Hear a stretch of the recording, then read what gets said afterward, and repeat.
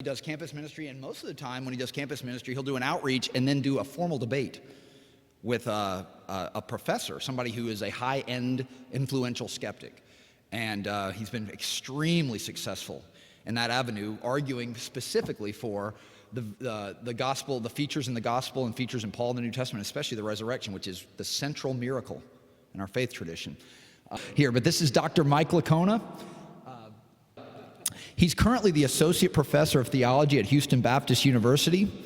He has authored a number of books, the most recent of which is on the differences in the Gospels that was published by Oxford University Press. There's no higher academic publisher than Oxford. So again, in a world where we're assumed to be idiots for being Christians and morons, the highest academic publisher on the planet published Mike's last book defending the differences in the Gospels as not defeating the Gospels being authentic, but them being authentic. He's been on 3 syndicated television programs, Faith Under Fire, Day of Discovery, and the Coral Ridge Hour. He has been interviewed by Newsweek, The Washington Post, USA Today, The New York Times, The Los Angeles Times, Christianity Today, Outreach. He was featured on both in the book, The Case for the Real Jesus, and The Case for Christ DVD. This is before the modern movie that just came out, the reboot of Case for Christ with Lee Strobel. He's participated in dozens of debates against some of the brightest Jesus skeptics on the planet. In fact, I've told you about the brightest skeptic on the planet, New Testament skeptic, is Bart Ehrman of University of North Carolina, Chapel Hill. Mike has debated him 3 or 4 times, and whether the resurrection actually happened. Again, one of my personal pet peeves is the idea that we never hear this.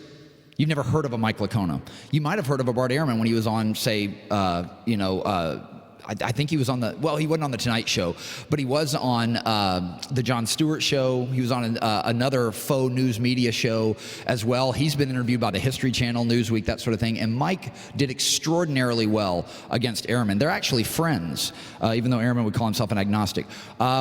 Did we lose him? Oh, there you are. So without further ado, I'm going to introduce you, my friend, Mike Licona. Guys, have your thinking caps on, write questions down, and ask him. And he's going to talk to us about campus evangelism, what he's done. He's a prolific scholar and debater, and actually a great guy, an incredible guy as well. So, Mike, you can take it away, buddy. Hey, it's great to be with you guys. And Joe, I've known him for several years. He's just a fantastic guy, and I'm just honored to know him and reconnect with him here. So, hey, thanks for having me. I'm glad to be with you guys this morning. I wanted you to discuss, like we had discussed, your particular way of doing campus evangelism and the trends you see on campus and what you're able to address significantly when you go to campus and do ministry. In whatever way, whether that's a formal debate or a talk, or what you're seeing by way of campus evangelism and how your work has interacted with that particular type of ministry. Well, at this point, I've spoken on about 100 university campuses, and every campus, of course, is a little bit different. The venues are different. Sometimes I go in and I just lecture, like you said. Sometimes I engage in debates. Sometimes I just have a Skype call like this with a group that consists of both believers and non-believers. I know that on a lot of your secular campuses today, it leans heavily to the left, the political left. I would say that I am not experiencing hostilities when I go on campuses, but that's probably because I don't speak on those kinds of issues that elicit the nasty responses. My field of New Testament studies with a focus on the historical Jesus, in other words, the Jesus we can prove using historical method, that would be things like, well, can we trust the Gospels? Did Jesus rise from the dead? Did Jesus claim to be divine? Is Jesus the only way? These are the kinds of issues on which I touch when I'm on college campuses.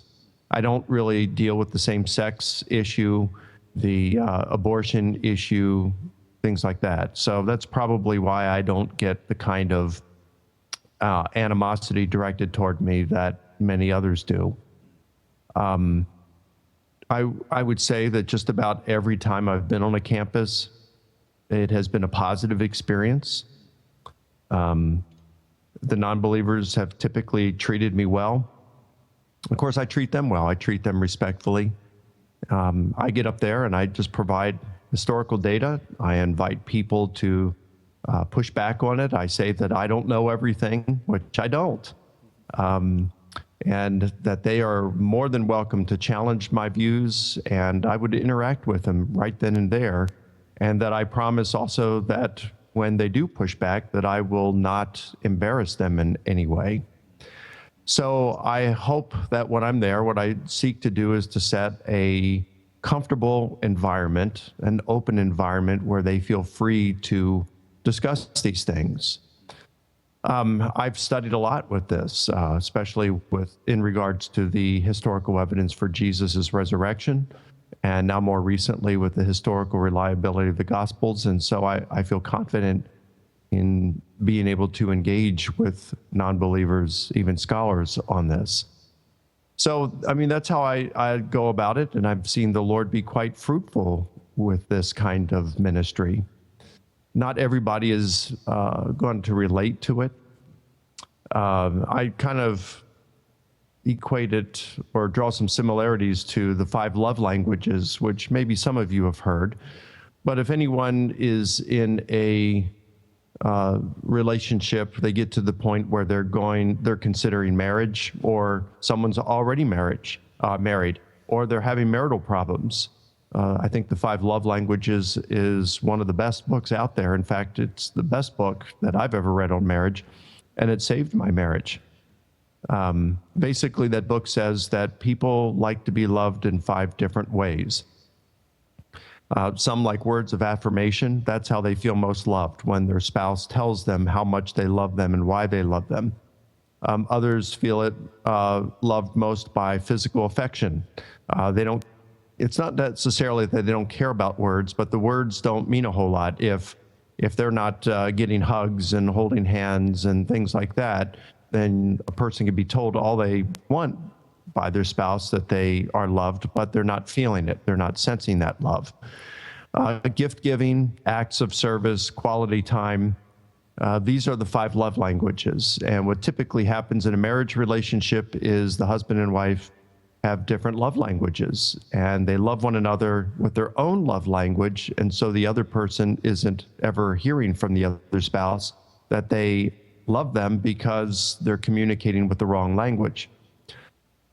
I found that in a similar way, there are truth languages. Some people like to have truth given to them in one way. Maybe it's through tradition.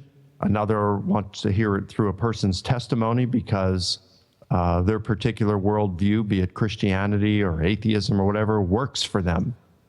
So if it works for them, it must be true, that kind of thing. Others, like myself, want to know the facts. Forget about the testimony. Mormons, Jehovah's Witnesses, they all have testimonies, and it doesn't mean it's true. So just because you say Christianity's true doesn't mean it's true. I want to know the facts. Give me science, give me history, give me philosophy, things like that. Give me reasons for believing along those lines that Christianity is true. That's the way I am. And so for those who have that kind of a truth language, you might say, Christian apologetics does really well. And I've seen people come to the Lord through debates. Watching a debate, I've had several people email me saying they became Christians because they watched one of my debates with an atheist or a Muslim, and they left Islam or atheism and became a Christian as a result. I've had others say that they had left Christianity, and after attending my debate, they returned to Christianity, or they committed themselves to full-time Christian ministry, or just simply that their faith was greatly strengthened being on a secular university campus. So that's the kind of ministry that I do on college campuses. And of course, you just don't go there, or you don't stay at a Holiday Inn Express overnight and gain that knowledge. It takes a lot of time and effort. I was not the greatest student in school. I was a straight C student all the way through high school. And I was a C+ student in college. I was a B student in grad school. and then an A+ student when I did my doctorate. I learned that I have a learning disability, ADD, so it made it really difficult for me to study all the way up until my PhD work. I have an average IQ. My dad told me what the number is. I'd share it with you, but I forgot it. But it's really average. I never thought that I'd go for a PhD. I never thought that I would debate people from Princeton and some of the leading scholars out there in the world today. When I went to college, I couldn't even spell MIT, much less get into a school like that. So the Lord just kind of used me in a way that I didn't expect. But I've studied really hard for this, and the more I've been able to interact with non-believing scholars, some of the brightest minds out there, like Bart Ehrman, the more convinced I've become that Christianity is true because the evidence for its truth is so good. And as Forrest Gump would say, that's about all I got to say on the matter. Perfect. Mike, you recently had a debate with Matt Dillahunty of the Atheist Experience Online, a very popular atheist website. Maybe one of the most popular, I think second only to infidels.com. And then you had another debate with a guy at Ohio State University, Shapiro, is that correct? Not Ben Shapiro, but a different Shapiro for sure. Larry. Could you tell us a little bit, just give us the briefing about how that went? Those are two very different people, and why you normally don't take, you or any of the people in your world, in our world, you don't usually take what you would call amateurs if you're a prize fighter, and that usually means a professional scholar rather than an internet quote scholar. So would you mind discussing and giving us a debrief on that? Sure. Well, before I had been asked last October or November to debate Matt Dillahunty, I had never heard of the guy. I just don't run around in those kinds of circles. And I was hesitant to do it because I typically don't debate someone who's not a scholar. They got to come up, it's not a means of arrogance or thinking I'm better than anyone else. That's not the case.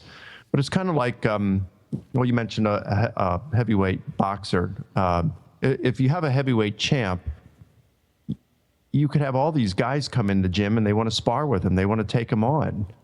But they haven't earned the right to do that. They got to go through the ranks. They got to pay the price to fight others first. And a heavyweight champ, I'm not saying I'm a heavyweight champ, okay, but I'm just giving this as an illustration. And a heavyweight champ has spent years working on his boxing skills. He's gone up through the ranks. He's earned the right to be up there.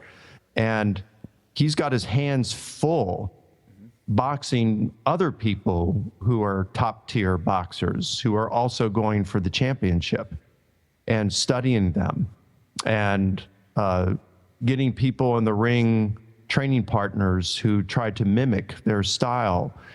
So they're doing, the heavyweight champ is doing everything he can do in order to fight, to prepare for fights against other contenders, heavyweight contenders who are really good, who have spent years training. So the heavyweight champ is under no obligation to just take the guy, any street brawler who walks into the gym and says, hey, I can take you, let's have a fight. The heavyweight champ hasn't even heard of that person. So again, it's not a matter of arrogance or anything. It's just a matter that the heavyweight champ has his hands full, preparing to fight contenders. And the reason that people like Bill Craig and myself and Gary Habermas and people who are engaged in a lot of public debates don't usually debate people who are not scholars is because we have our hands full studying those who are scholars and addressing what they have to say and considering their arguments. And we're also engaged in a lot of research and writing. And so we don't have time, really. It wouldn't be a good use of our time to debate people who aren't scholars, at least typically. The reason I accepted the invitation to debate Matt Dillahunty is because even though he's not a scholar, he has a big following, and he's quite influential. Again, I didn't hear of him, but then people told me about him, and they said, oh yeah, we know about him over in Europe. We know about him in Canada. He's a big name up here. He's a big name on the college campuses. Yeah, he was just here at Ohio State University a few months ago, and had a good crowd, and he influences a lot of people.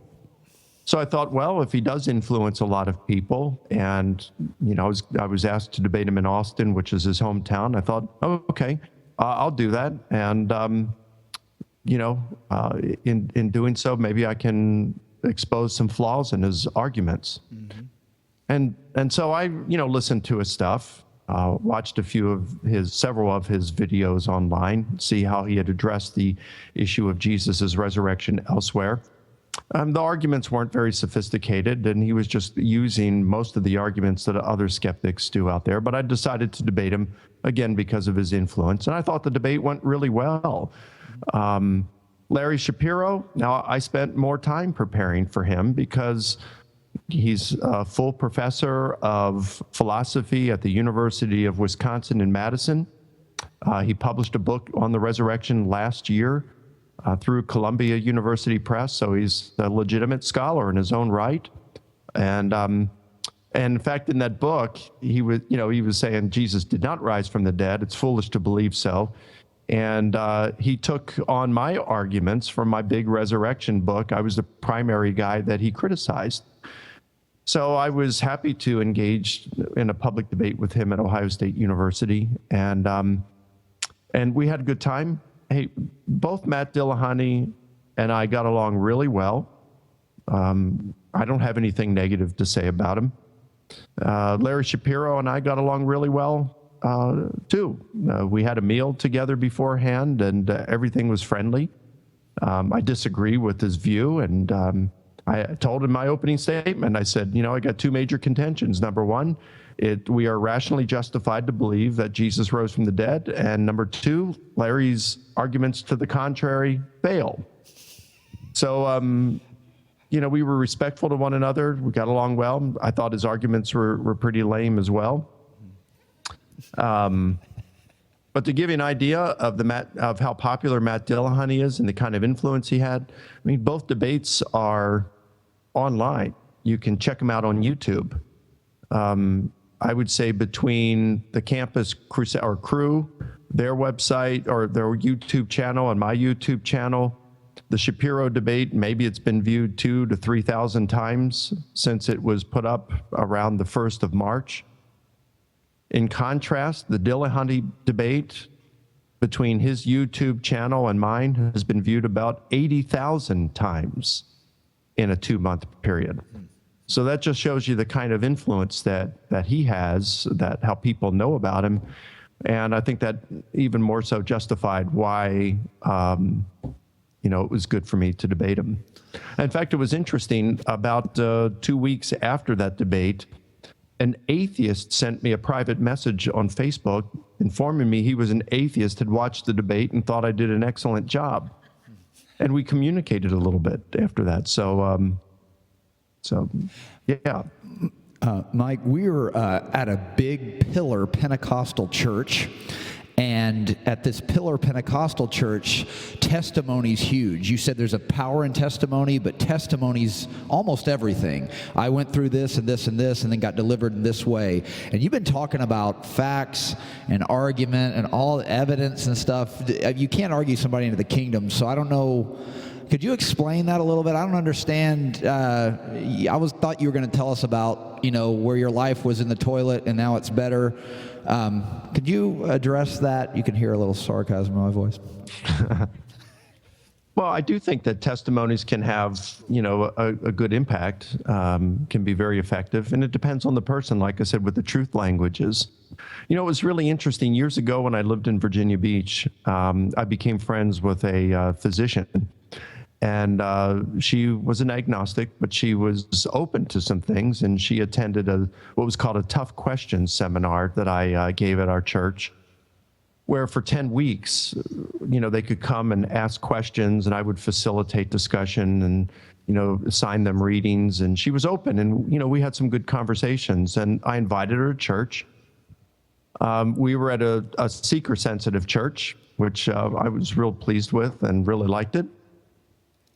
And I thought she'd really get into this church and relate to it, being an agnostic, but she did not at all. She told me that she wanted to get into the high church, a liturgical church that had the traditions and the old hymns and stained glass windows and things like that. That's where she wanted to find truth. So again, it shocked me, but it just reinforced that we all have different truth languages. I remember a story that Lee Strobel told once, how he was in this discussion with a woman who was an atheist, and he'd gone through the arguments for Christianity, and it just wasn't moving her at all. And he invited her to start attending a small group. This is when Lee was one of the pastors at Willow Creek years ago. And so she got plugged into a small group, and she said, she was going to go in and ask the tough questions and be difficult. So that's not the kind of thing you want to hear if you're a small group leader and she's coming into your group. But next thing you know, she's getting baptized, and Lee was just shocked. And he said, "What led to you becoming a Christian? Was it the historical evidence for the resurrection? Was it the scientific evidence for a designer of the universe? Was it the philosophical evidence for a first cause of the universe?" And she said, "No, it's the people just loved me no matter what." So, we're all impacted that they showed her Christ. They didn't just tell her about Christ, they showed her Christ. So people are just impacted in different ways. All I would just say is, again, we have different truth languages, and for many of us, it's not our testimony, it's not any of that. It's going to be, do you have the goods when it comes to the evidence to show that Christianity is true? Because there are a lot of worldviews out there that are claiming to be true. Why should you believe one over the other? In terms of faith versus evidence, you don't have to suspend one to have the other. It's like what William Lane Craig calls it, a reasonable faith. I fly quite a bit. I'm on the road 70 to 80 days a year. Used to be a lot more. And when I get on a plane, there is no guarantee that I'm going to arrive safely at my destination. There could be a crash in the meantime. Anything could happen. It could get hijacked. There is no guarantee that I'm going to make it safely. But I look at the evidence. I look at the track record of the airline. I see that there are very few hijackings these days.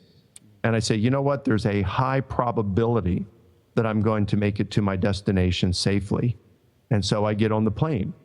By faith, I get on the plane, but it's a reasonable faith. It's based on data.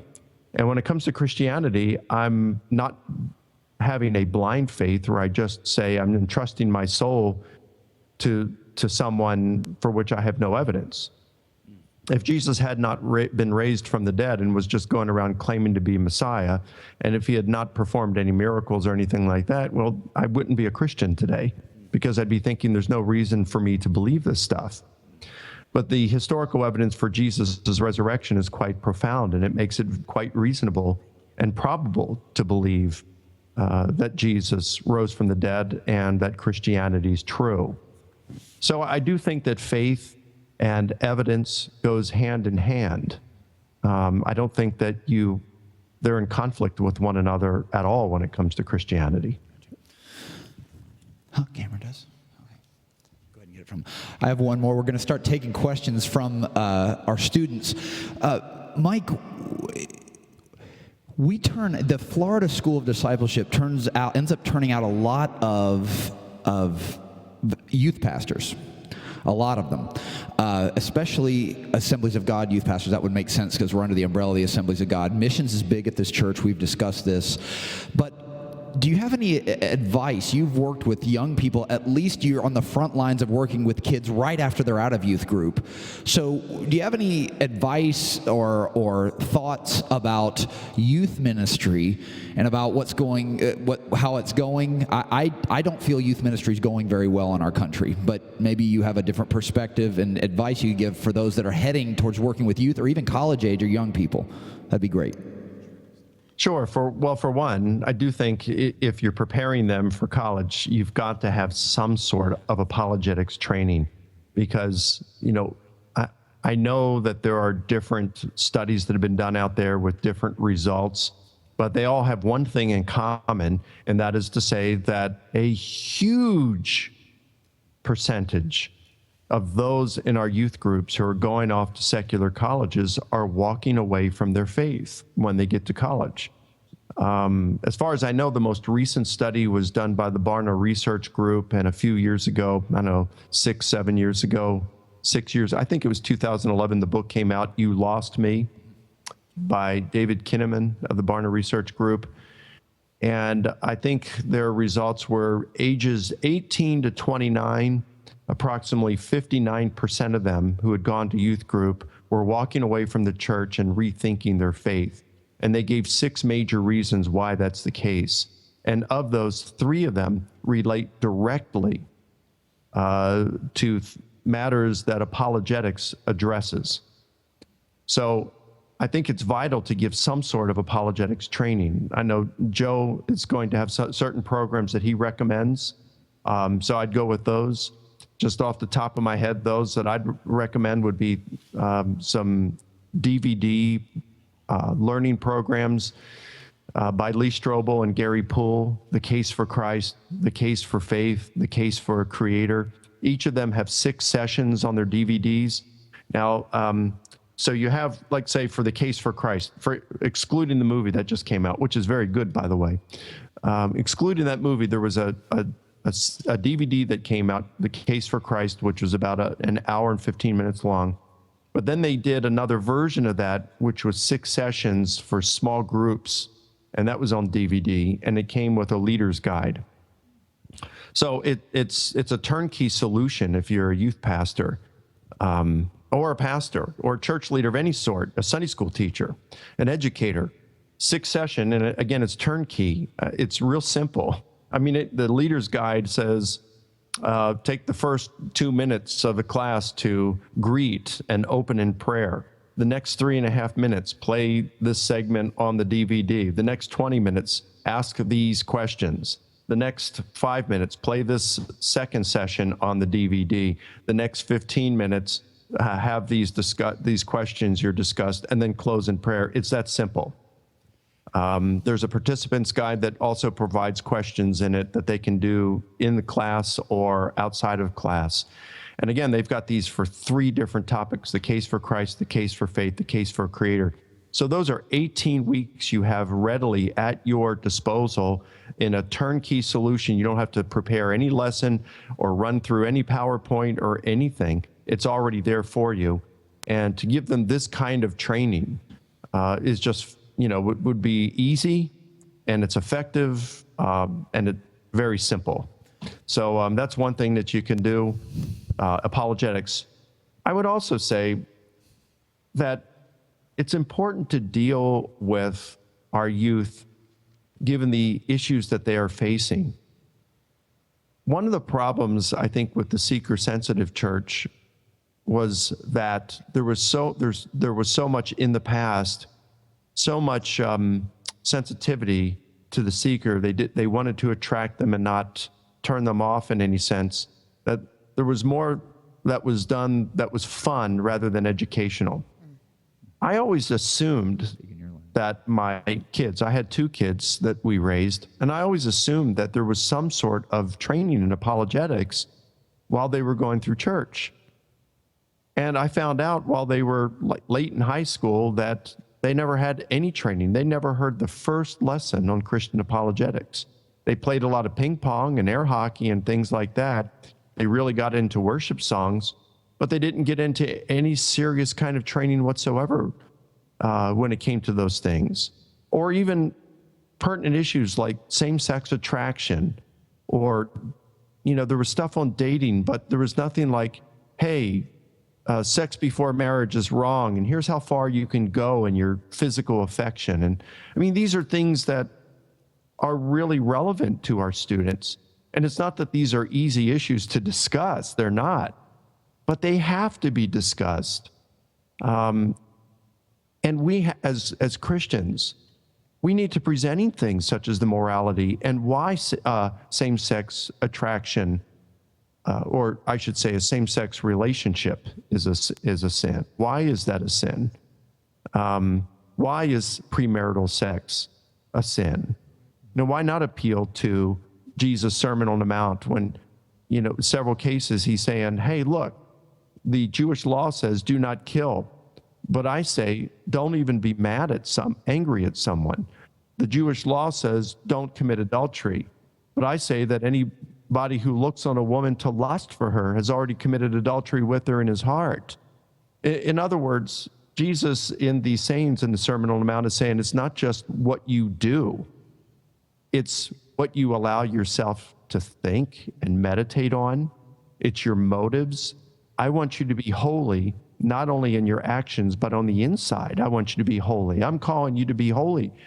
And this is entirely different than just following a set of rules. It's difficult. It requires discipleship.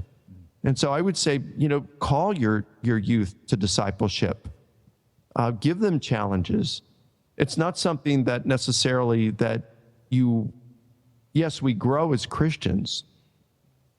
And we do, in a sense, grow into discipleship. But I think about when Jesus was talking to the rich man, and the rich man says, what must I do to inherit eternal life? And Jesus says, well, you know the commandments. And he says, hey, I followed these since I was a young kid. And Jesus said, okay, well, there's one thing you still lack. You're a rich man, so sell all you have, give to the poor, and come follow me. And then you'll have your reward in heaven, eternal life. Well, the reason I think Jesus said that is because it's not just a matter of following a set of rules that gets us to heaven.